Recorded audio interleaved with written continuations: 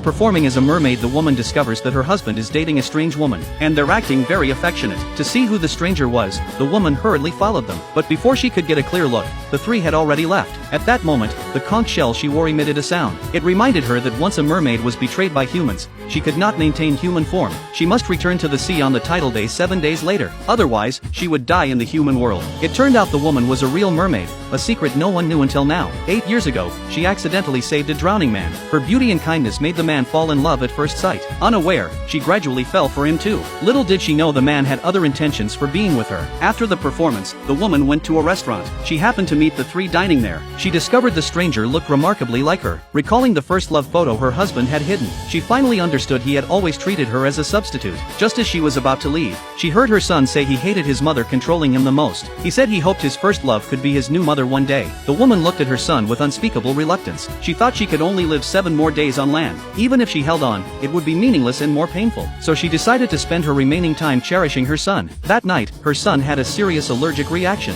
Her husband hurried off to find antihistamine medicine. Taking advantage of his absence, the woman used her sweat to heal her son, because mermaid sweat could cure all ailments. Soon her son's allergic symptoms improved. Seeing her husband return with the medicine, the woman scolded him for failing to take care of their son. Unexpectedly, the first words her son uttered upon waking were that he hated his mother. He said he disliked her controlling everything. The woman was deeply hurt to learn how her son truly felt. Her husband gently comforted her. He said children spoke nonsense and she should not take it to heart. The woman asked if he would look for her if she ever left. Her husband said she had no family here and could not leave. Hearing this, the woman shoved him away. At that moment, her husband received a call from his first love. She sent the woman a taunting text message. She said it took only one call to steal the man from her. When she saw her husband leave, citing business at the company, the woman was heartbroken. The successive blows accelerated her spiritual transformation. Perhaps she really should have left earlier. The next morning, her husband tried to be affectionate with her. The woman said nothing and merely pushed him away. Her husband hurriedly explained he had been working late at the office and asked her not to overthink. But when she opened the door, her first love was standing there. Her husband panicked at the sight. The first love was there to deliver the files the man had requested last night. Seeing the woman who looked identical to her, she deliberately said she and the man had loved each other since high school. Unfortunately, the man's family was not well off and his parents disapproved of their marriage. Later she was sent abroad,